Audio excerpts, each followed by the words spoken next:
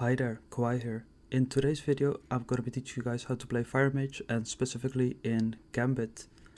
Before the key, we want to use our Orb Trinket, so we get to use double in use, especially on the first pool. In this first pool, we're playing Goliath. This route is therefore pretty insane for us, as we're going to be able to do massive single target damage, since unfortunately this Goliath has to die before the third or before the fourth tidal stomp.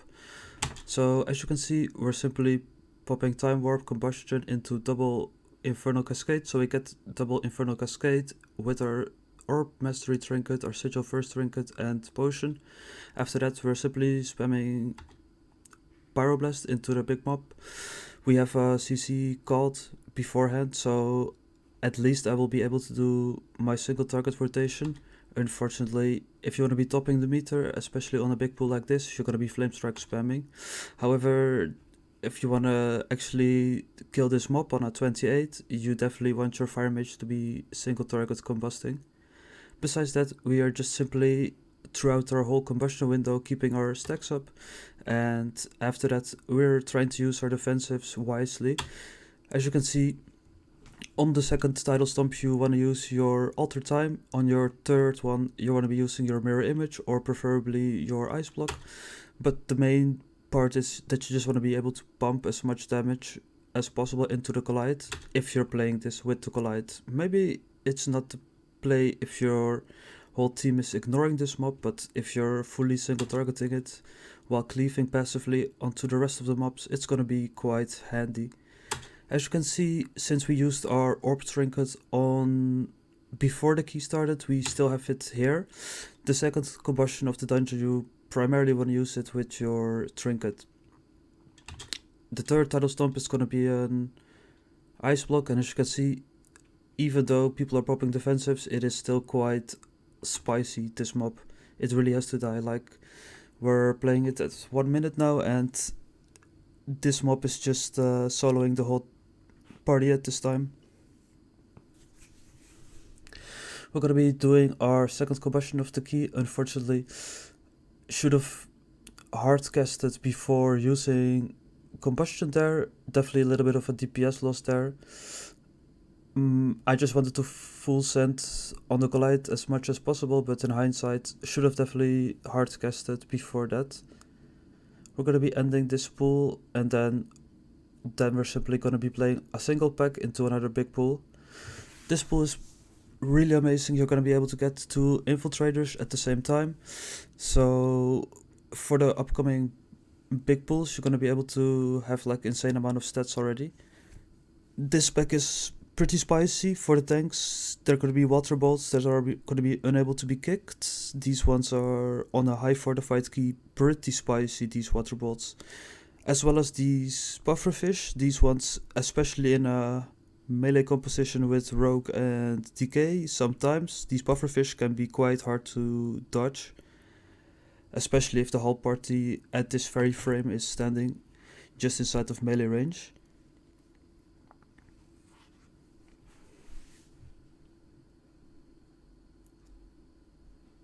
Outside of our combustion window, we just mainly want to try to put as many flame patches down whenever possible if the mob count is above 3 targets or at 3 targets.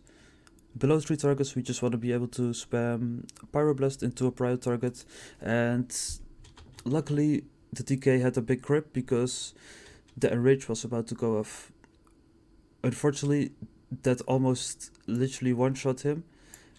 Let's see that one more time. So since he used a GCD, he was not using his rotation, so quite spicy, but fortunately we're able to survive. And these pufferfishes are insanely annoying if you are within your combustion window. You might be able to lose out on your Fey buff, your Rune buff. This pool is quite spicy, especially if an Enrage goes off. There's gonna be tons of mobs, but fortunately we play with a Destro Warlock and we play with a Fire Mage whose AoE is gonna be able to cleave these down pretty fast, fortunately.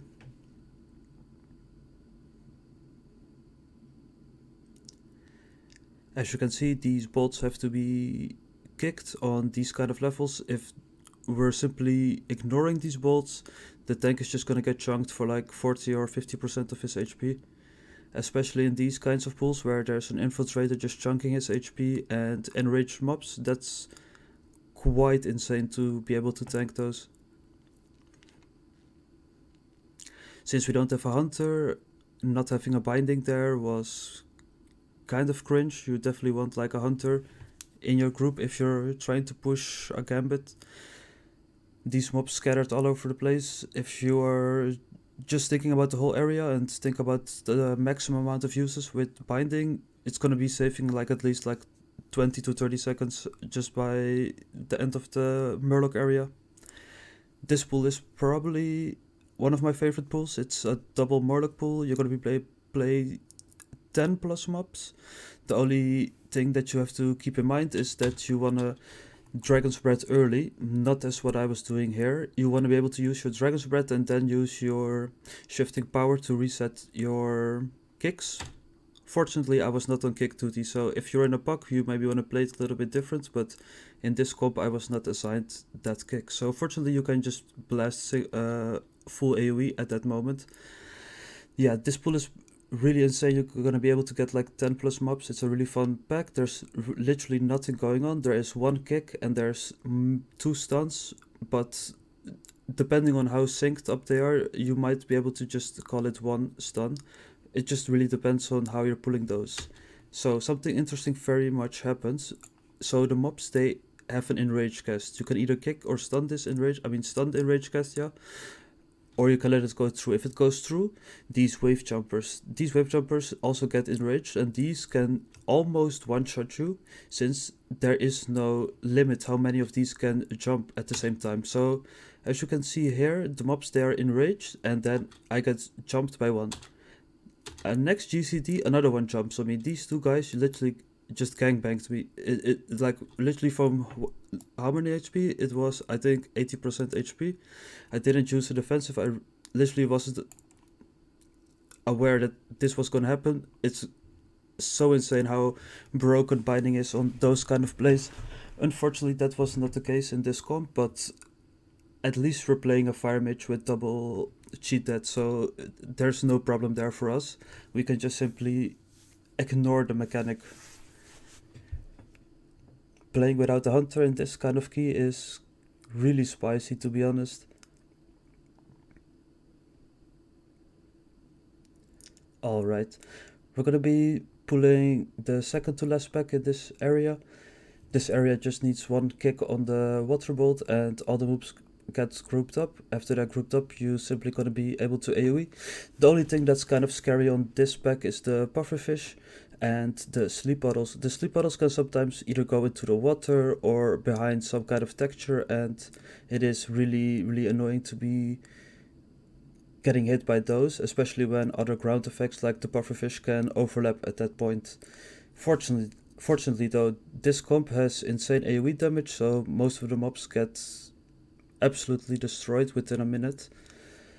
As you can see, this is a little bit worrying at this kind of a key level, as we as well are simply spamming flame strikes. In a comp where you have perhaps the survival hunter, you might not need to do insane flame strike spamming. You can a little bit vary with this. As you can see, the infiltrator is still alive. It's a very, I would not call this a dangerous mob, but it's more a mob that takes a while.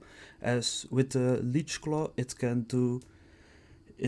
so much time that is being spent just on this one mob. So there's always an argument to, on these kind of packs that has like a insanely big prio target, to just spam Pyroblast.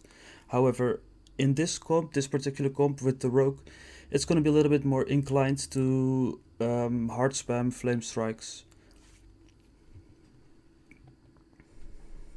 Alright, we're going to be going into the final pack before we're going to the first boss. This pack has the double stun. Fortunately for us, we don't have a stun assigned, so we can just simply AFK. This is primarily what you want to be aiming at. You want to be aiming at an SKB into a combustion, which is going to mean you're going to be able to play 20 seconds of combustion with your shifting power and full Phoenix Flame stacks. After that, mainly what you want to do is rotate your Phoenix Flames and Fire Blast. And after you've rotated your Phoenix Flames and Fire Blast, you just want to get into your shifting power. After your shifting power is done, you want to just repeat what you did before, rotating your Phoenix Flames into into Flame Strikes. That way you're going to be able to spam the maximum amount of Flame Strikes that you're going to get. Unfortunately, this playstyle requires you to also cast Rune of Power, but after you've cast your Rune of Power, you want to immediately get into your SKB window, just to get full uptime on both your Rune of Power uptime and your Infernal Cascade uptime. After that, it's pretty straightforward. Your combustion would be ending, and then you would, assuming the mobs are below 30% spam, your Scorch to get guaranteed hot streaks.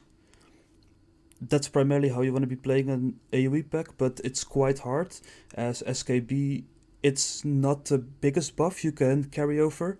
If you would look at, for instance, a Demo Warlock or another class preps, they would be able to keep this buff rolling. Let's say they're out of combat or something like that, but with SKB you really need to chain certain pools, or you need to be playing at a certain pace. That way the mage can get an optimal combustion window. Unfortunately, this is quite hard to pull off. It's almost like having to babysit a mage. It's not only just getting fairies at a correct time, just to align your CDs perfectly, or pulling certain packs at a certain pace. It's quite, how would I say it? Yeah, babysitting would be the correct term, yeah. Alright, so we're gonna be able to get into this first boss. Unfortunately, the rogue, he was playing in AoE build, and then after that he would summon out, Hearthstone out, and then we would summon him. Let's just skip ahead just a little bit, cost a bit of time unfortunately, but it's a 28, I'm already glad to do that kind of key level.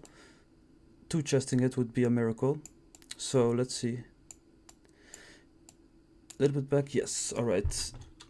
So we pull the boss with the infiltrator, and what we want to mainly do is 2 things. We want to align our Phoenix Flames with these adds that are going to be spawning to do passive cleave to them, as well as use optimally this area. This area is quite tight, fortunately not an Tyrannical week, but even then it's good practice for Tyrannical weeks. On Fortified, regardless, you want to be playing in the middle to keep this clean. The outside of the area you want to be placing the lasers. In our single target combustion, we just specifically want to be aiming to get perfect uptime on the ignite value. The ads are going to be spawning right about now. We're going to be shifting power, saving those Phoenix Flames just as the phase is starting. As you can see right there, we're going to be able to spread our ignite to those 2 mobs. That's going to be massive passive cleave, as well as simply we're going to be able to continue spamming Pyroblast into this big mob.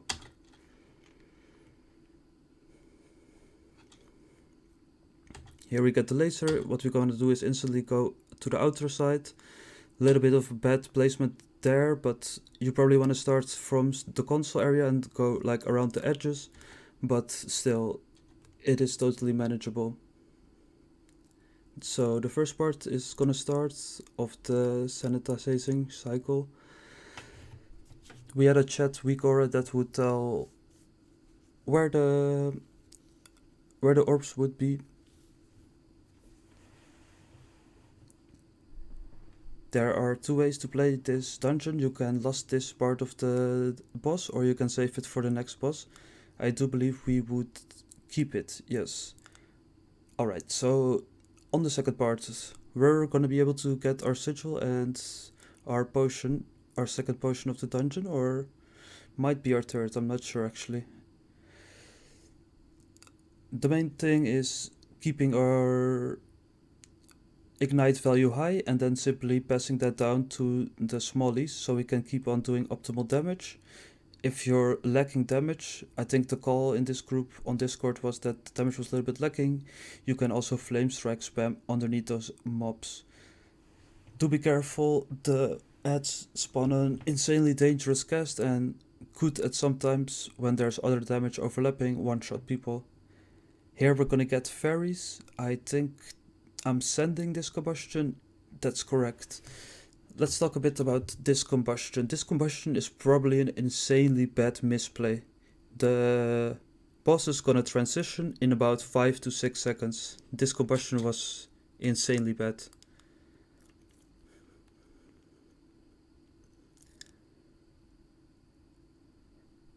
This combustion would have been insane for the next phase. We're losing at least 10 to 15 seconds of combustion there, which is really, really insanely bad. Fortunately for us, we're going to be able to get it back just by luck, basically. We're going to be able to get our shifting power back up, and then I do believe that we full send again on the boss, which means we kind of got bailed out, but only just, I think, because of fairies. Fairies, or benevolent fairies, is probably the most broken buff at this moment in Mythic Plus. It allows for Fire Mage to have combustion up not only for every trash pack, it also allows for combustion to be back up for basically every phase. If you would look on a damage log, you would check the uptime for combustion, it would be 80%. It's absolutely insane.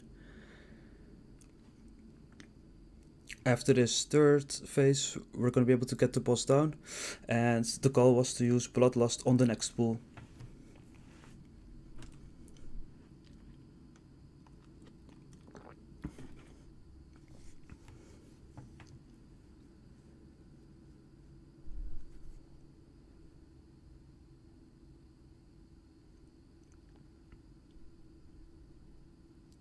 Alright, we're gonna get into this first pack here. This pack is insanely tough for the tank. The tank has to play very optimally his CD uptiming. For us, as a DPS player, mainly as a ranged, it is pretty straightforward or easy. I would call it more easy.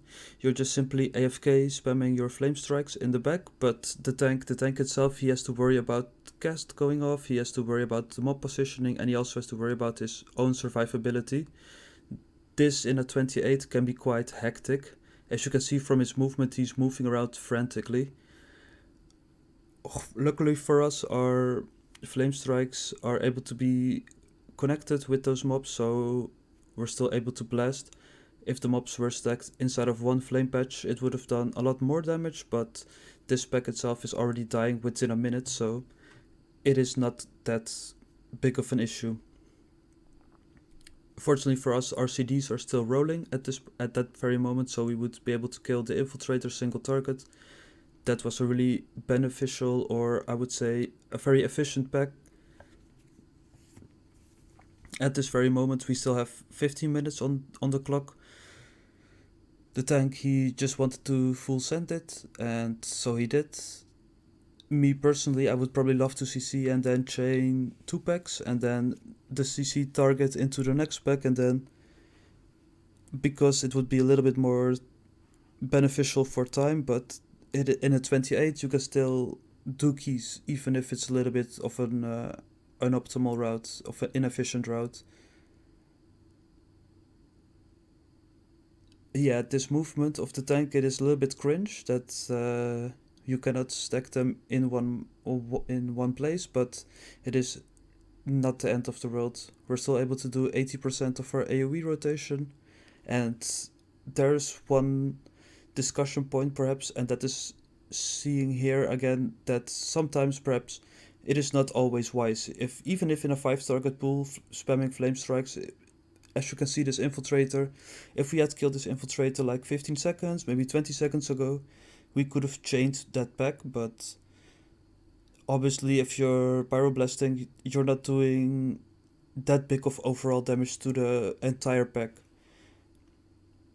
Again, in these 28 keys, these kind of minor things or these minor mistakes might not be the end of the world, but as we're getting into bigger and bigger keys, it's like a lot worse to actually misuse either your team's cooldowns if you're pulling perhaps too little, too big, or perhaps as a DPS if you are misusing your cooldowns on a wrong pack or something like that. It can be a lot more punishing there. Whereas in this 28, even though we are pretty clean, we're pretty chill, perhaps DPS might be a little bit lacking. Normally, I would say that for the last area, you would probably need 10 minutes or something, 8 to 10 minutes. The last boss is going to be around 4 minutes, depending on your DPS, 4 minutes 30 even, if it's a really high key. So this pack is also not much to talk about here. It is just 2 slashers and 2 casters.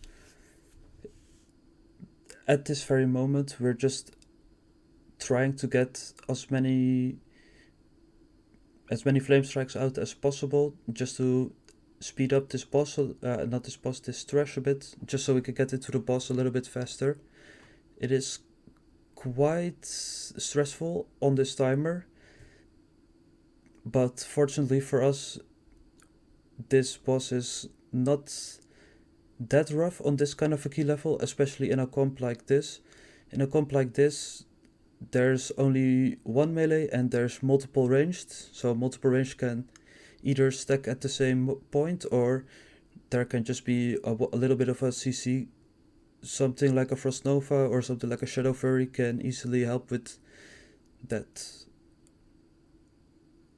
But this boss in itself, the main thing that as a fire mage you want to be looking out for is making optimal use of both your alter time and both your blinks. You want to use your alter times on the hook. The hook is going to be doing not that insane damage on fortified weeks, but on tyrannical weeks, this hook can do a substantial amount of damage to you. Making use of your alter time there is going to be insane. For blinks, the main thing that we want to be looking out for is either blinking out of the frontal or blinking into the mobs where the mobs are staying, just to get the Frost Nova out. So your optimal movement pattern or your optimal CD usage on defensives is going to be crucial for these kinds of bosses on tyrannical weeks. Fortunately, this is not a tyrannical week. As you can see, this boss is already at 50% after, I do believe, a minute or a minute 30.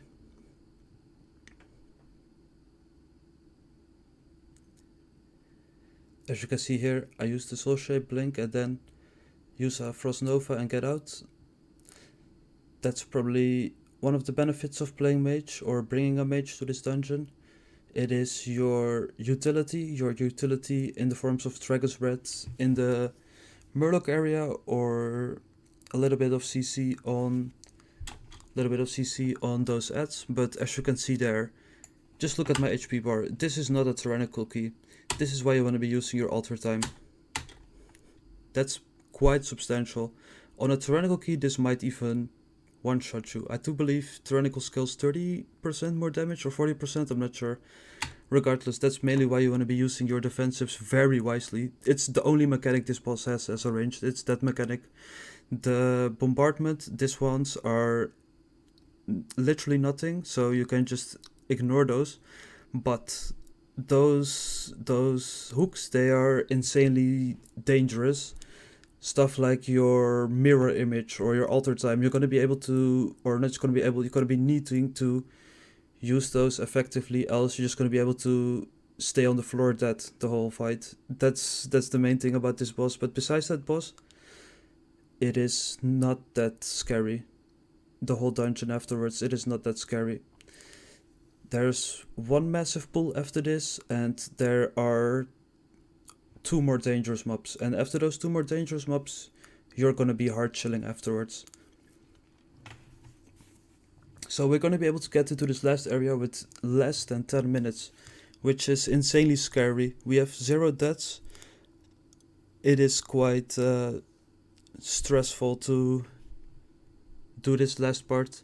If there's one wipe, it is just GG at that moment.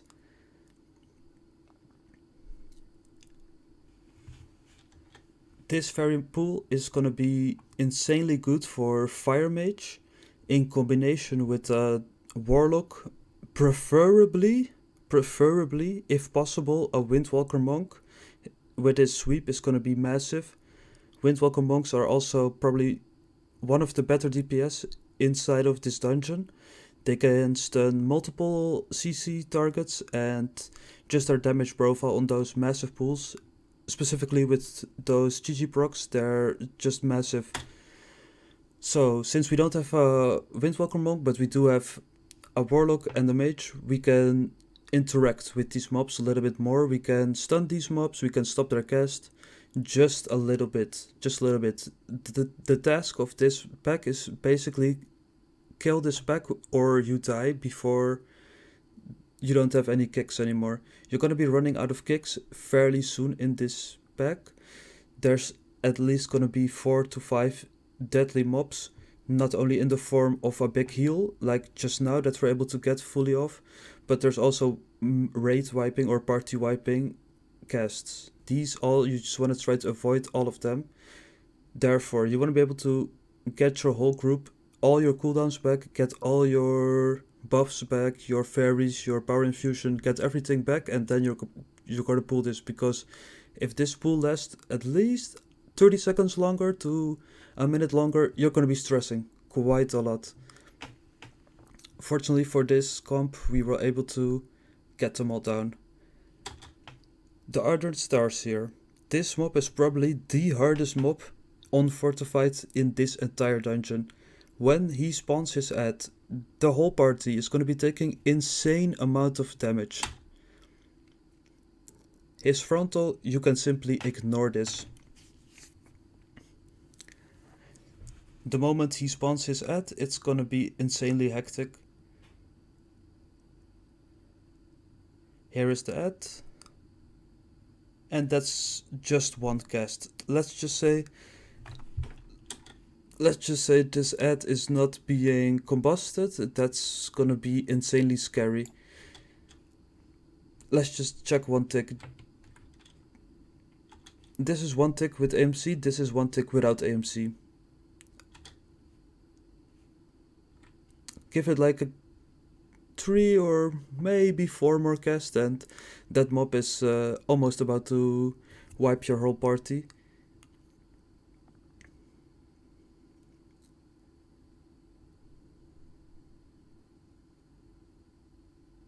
The main thing that makes Fire Mage so insanely strong is that on these kinds of burst single target moments, with your combustion you're able to do quite a lot of damage to those, especially when you align your Rygelon dagger as well as trinket procs with those moments. However, this timer is looking quite spicy. This ad is getting a little bit of a cast off. 3 casts, that is already such a scary mob. At that very moment, you would need to decide to use your combustion single target. Getting another 1 or 2 of these ads is gonna be party wiping. Fortunately though, as a Fire Mage you can do so much to this ad. The main thing that we want to be looking out for on this boss is trying to push as much single target damage just to prevent a star or 2. That would be amazing. The stars on these kinds of key levels, they do insane passive damage, specifically on Grievous. Those kind of stars, they do quite a lot of damage. Here's gonna be the first star. And I was not sure if I was supposed to be doing this. There was no communication in this puck, so somebody else did it then. We're going to be focusing just specifically on the boss. We're not going to be Flame Strike spamming. Flame Strike spamming there would look good for the overall damage, but it is not beneficial to pushing the boss. You want to push the boss specifically for those stars. And as you can see, the whole party is almost dying to the stars. Getting those down before, or getting the boss down on his second phase before another one would be extremely beneficial.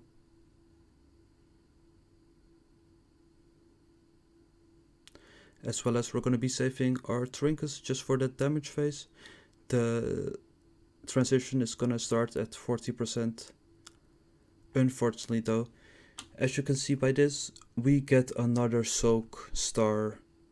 The play 100% is always just to stop DPS. Stop DPS entirely, because if you push this boss, well, if you push this boss, it is gonna do a lot of damage. I would have taken that a second or 3 earlier, but this is just insanely scary at this very moment. These lines from the boss that he will spawn are gonna be doing massive damage, and we also had 2 stacks there. We had 2 stacks there simply because, well, it was quite unlucky. We just simply ran out of time to do that. We should have just immediately gone into the star. Recoverable. We just simply pop our lust, and we sent our sigil, we sent our potion, and we're gonna be doing our simple single target rotation, and we're just gonna pray. There's not much to discuss about there. We should have just simply AFK'd for like a second or 3, 4, 5 on the boss, not let him push, not let him do any form of damage, and in Discord I immediately said, let me do stars, because that last star was just a clown fiesta. There was no reason we should have been on 2 stacks, and that was almost party wiping. As a mage, you're unfortunately the mechanic bitch, as you can blink, you can alter time. There are many ways you can interact with the soak, so most of the time, if you're in a puck, just tell them, I will do the stars on the last boss. It is not that hard, simply for our movement abilities that we have. We pop our second combustion in the fight, and we pop it during the immune phase. You definitely want to save your combustion for your second combustion for after this phase, as else you will lose out on just a little bit of damage. Not the end of the world, but you will lose maybe 500, 600 DPS in total on this boss.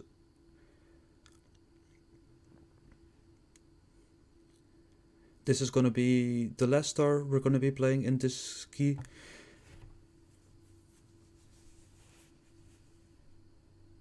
Here we get the soak instantly. We do 1 soak and then we AFK. After we AFK, we go in.